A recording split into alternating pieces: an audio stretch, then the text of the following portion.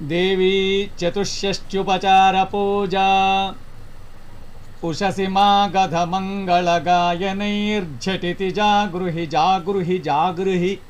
अतिकृपार्द्रकटाक्षनिरीक्षणैर्जगदिदं जगदम्ब सुखीकुरु कनकमयवितर्दिशोभमानं दिशि दिशि पूर्णसुवर्णकुम्भयुक्तं मणिमयमण्टपमध्यमे हि मातः मयि कृपयाशु समर्चनं ग्रहीतुं कनककलशशोभमानशीर्षं जलधरचुम्बिसमुल्लसत्पताकं भगवति तव सन्निवासहेतोः मणिमयमन्दिरमेतदर्पयामि तपनीयमयी सुतूलिका कमनीया मृदुलोत्तरच्छदा नवरत्नविभूषिता मया शिबिकेयं जगदम्बतीर्पिता कनकमयवितर्दिस्थापिते तूलिकाढ्ये विविधकुसुमकीर्णे कोटिबालार्कवर्णे भगवति रमणीये रत्नसिंहासनेऽस्मिन् उपविशपदयुग्मं हेमपीठे निधाय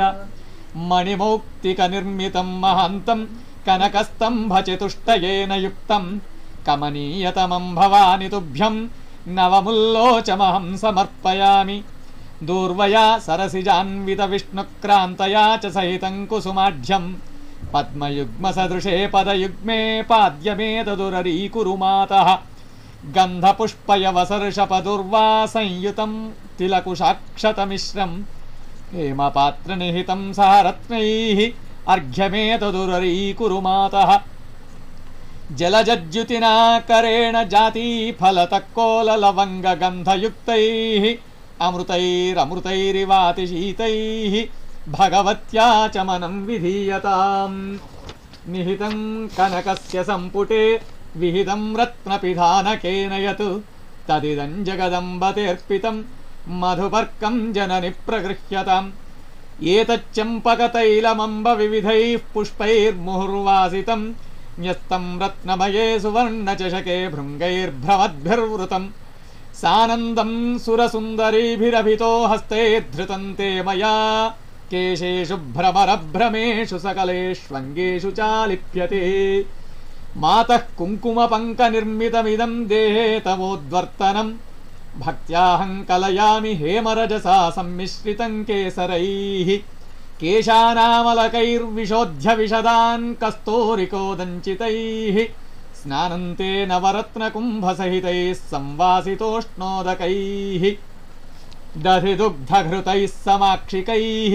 सितया शर्करया समन्वितैः स्नपयामि तवाहमादरात्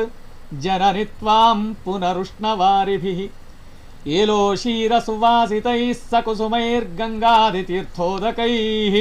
माणिक्यामलमौक्तिकामृतरसैः स्वच्छैः सुवर्णोदकैः मन्त्रान् वैदिकतान्त्रिकान् परिपठन् सानन्दमत्यादरात्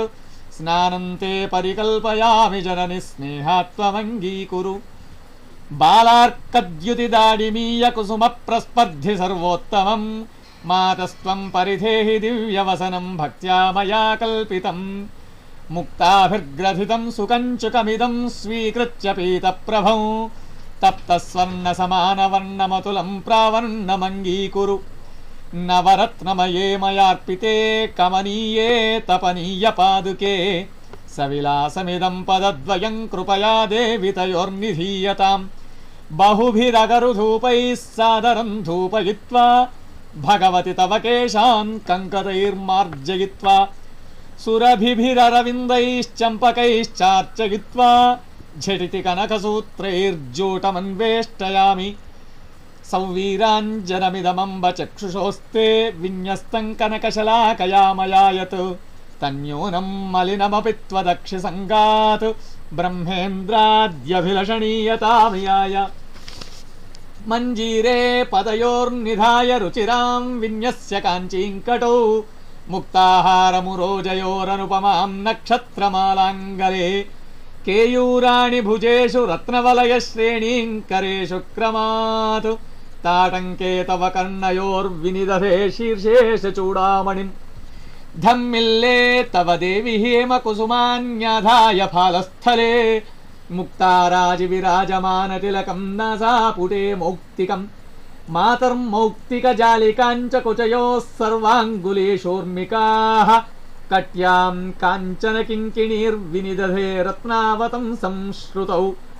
मातः फालतले तवाति विमले काश्मीरकस्तूरिका कर्पूरागरुभिः करोमि तिलकं देहेऽङ्गरागं ततः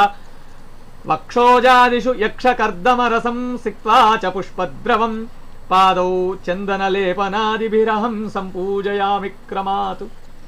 रत्नाक्षतैस्त्वां परिपूजयामि मुक्ताफलैर्वा रुचिरैरविद्धैः अखण्डितैर्देवि यवादिभिर्वा काश्मीरपङ्काङ्किततण्डुलैर्वा जननि चम्पकतैलमिदं पुरो मृगमदोपयुतं पटवासकं सुरभिर्गन्धमिदं च चतुस्समं सपदि सर्वमिदं परिगृह्यताम् सीमन्ते ते भगवति मया सादरं न्यस्तमेतत् सिन्दूरं मे हृदयकमले हर्षवर्षं तनोति बालादित्यद्युतिर्वसना लोहिता यस्य कान्तिरन्तर्ध्वान्तं हरति सकलं चेतसा चिन्तयैव मन्दारकुन्दकरवीरलवङ्गपुष्पैः त्वां देवि सन्ततमहं परिपूजयामि जाति जपा वकुलचम्पककेतकादि नानाविधानि कुसुमानि च तेऽर्पयामि मालती वकुलहेमपुष्पिका काञ्चनारकरवीरकैतकैः कर्णिकारगिरिकर्णिकादिभिः पूजयामि जगदम्ब ते वपुः पारिजातशतपत्रपाटलैः मल्लिका वकुलचम्पकादिभिः अम्बुजैः सुकुसुमैश्च सादरं पूजयामि जगदम्ब ते वपुः लाक्षासम्मिलितैः सिताभ्रसहितैः श्रीवाससम्मिश्रितैः कर्पूराकलितैः शिरैर्मधुयुतैर्गोसर्पिशालोडितैः श्रीखण्डा गुरु गुग्गुलु प्रभृतिभिर्नानाविधैर्वस्तुभिः धूपन्ते परिकल्पयामि जननि स्नेहात्वमङ्गीकुरु रत्नालङ्कृतहेमपात्रनिहितैर्गोसर्पिशालोडितैः दीपैर्दीर्घतरान्धकारभिदुरैर्बालार्ककोटिप्रभैः आताम्रज्वलदुज्ज्वलप्रविलसद्रत्नप्रभैः प्रदीपैस्तथा मातस्त्वामहमादरादनुदिनं नीराजयाम्युच्चकैः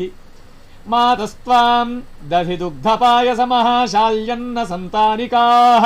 सूपापूपसिताघृतैः सवटकैः सक्षौद्ररम्भाफलैः एलाजीरकहिङ्गुनाकरनिशाकुस्तुम्भरे संस्कृतैः शाकैः साकमहं सुधाधिकरसैः सन्तर्पयाम्यर्चयन् सापूप सूप दधिदुग्धसिताघृतानि सुस्वादुभक्ष्य परमान्नपुरःसराणि शाकोल्लसन्मरिचिजीरकबाह्लिकानि भक्ष्याणि भुङ्क्ष्व जगदम्बमयार्पितानि क्षीरमेतदिदमुत्तमोत्तमं प्राज्यमज्यमिदमुज्ज्वलं मधु मातरेतदमृतोपमं पयः सम्भ्रमेण परिपीयतां मुहुः उष्णोदकैः पाणियुगं मुखं च प्रक्षाल्य मातः कलधौतपात्रे कर्पूरमिष्टेन सकुङ्कुमेन हस्तौ समुद्वर्तय चन्दनेन अतिशीतमुशीरवासितं तपनीये कलशे निवेशितं पटपूतमिदं जितामृतं शुचिगङ्गाजलमम्ब पीयताम् जंवाम्ररम्भाफलसंयुतानि द्राक्षाफलक्षौद्रसमन्वितानि सनारिकेलानि सदाडिमानि फलानि ते देवि समर्पयामि कूष्माण्डकोशातकिसंयुतानि जम्बीरनारङ्गसमन्वितानि सबीजपूराणि सबादराणि फलानि ते देवि समर्पयामि कर्पूरेण युतैर्लवङ्गसहितैस्तक्कोलचूर्णान्वितैः सुस्वादुक्रमुकैः सगौरखदिरैः सुस्निग्धजातीफलैः मातः कैतकपत्रपाण्डुरुचिभिस्ताम्बूलवल्लीदलैः सानन्दं मुखमण्डनार्थमतुलं ताम्बूलमङ्गीकुरु एलालवङ्गादिसमन्वितानि तक्कोलकर्पूरविमिश्रितानि ताम्बूलवल्लीदलसंयुतानि पूगानि ते देवि समर्पयामि ताम्बूलनिर्जितसुतप्तसुवर्णवर्णं स्वर्णाक्तपूगफलमौक्तिकचूर्णयुक्तं सौवर्णपात्रनिहितं खदिरेण सार्धं ताम्बूलमम्बवदनाम्बुरुहे गृहाण महति कनकपात्रे स्थापयित्वा विशालान् डमरु सदृशरूपान् बद्धगोधूमदीपान् बहुघृतमधते शून्यस्य दीपान् प्रकृष्टान् भुवनजननि कुर्वे नित्यमारार्तिकन्ते सविनयमध दत्त्वा जानुयुग्मं धरण्यां सपदि शिरसि धृत्वा पात्रमारार्तिकस्य मुखकमलसमीपे तेऽम्बसार्धं त्रिवारं भ्रमयति मयि भूयात्ते कृपार्द्रः कटाक्षः अध बहुमणिमिष्टैर्मौक्तिकैस्त्वां विकीर्य त्रिभुवनकमनीयैः पूजयित्वा च वस्त्रैः मिलितविविधमुक्तां दिव्यमाणिक्ययुक्तां जननि कनकवृष्टिं दक्षिणां तेऽर्पयामि मातः काञ्चन दण्डमण्डितमिदं पूर्णेन्दुबिम्बप्रभं नानारत्नविशोभिहेमकलशं लोकात्रयाह्लादकं भास्वन्मौक्तिकजालिका परिवृतं प्रीत्यात्महस्ते धृतं छत्रन्ते परिकल्पयामि शिरसि त्वष्ट्रा स्वयं निर्मितं शरदिन्दुमरीचि गौरवर्णैः मणिमुक्ता विलसत्सु वर्णदण्डैः जगदम्ब विचित्रचामरैस्त्वाम् अहमानन्दभरेण वीजयामि मार्ताण्डमण्डलनिभो जगदम्बयोऽयं भक्त्या मया मणिमयो मुकुरोऽर्पितस्ते पूर्णेन्दुबिम्बरुचिरं वदनं स्वकीयम् अस्मिन् विलोकय विलोल विलोचने त्वम् इन्द्रादयो नतिनतैर्मकुटप्रदीपैः नीराजयन्ति सततं तव पादपीठं तस्मादहं तव समस्तशरीरमेतत् नीराजयामि जगदम्ब सहस्रदीपैः प्रियगतिरतितुङ्गो रत्नपल्याणयुक्तः कनकमय विभूषः स्निग्धगम्भीरघोषः भगवति कलितोऽयं वाहनार्थं मया ते तुरगशतसमेतो वायुवेगस्तुरङ्गः मधुकरवृतकुम्भन्यस्तसिन्दूररेणुः कनककलितघण्टा किङ्किणी शोभिकण्ठः श्रवणयुगलचञ्चच्चामरो मेघतुल्यो जननि तव मुदे स्यान्मत्तमातङ्ग एषः द्रुततरतुरगैर्विराजमानं मणिमयचक्रचतुष्टयेन युक्तं कनकमयममुं वितानवन्तं भगवति ते हि रथं समर्पयामि हयगजरथपत्तिशोभमानं दिशि दिशि दुन्दुभिमेघनाथयुक्तम् अतिबहुचतुरङ्गसैन्यमेतद्भगवति भक्तिभरेण तीर्पयामि परिघीकृतसप्तसागरं बहुसम्पत्सहितं मयाम्बते विपुलं प्रबलं धरणीतलाभिदं दृढदुर्गं निखिलं समर्पयामि शतपत्रयुतैः स्वभावशीतैः अतिसौरभ्ययुतैः परागपीतैः भ्रमरीमुखरीकृतैरनन्तैः व्यजनैस्त्वां जगदम्ब वीजयामि भ्रमरलुलितलोलकुन्तलाली विगलितमाल्यविकीर्णरङ्गभूमिः इयमतिरुचिरा नटी नटन्ती तव हृदये मुदमातनोतु मातः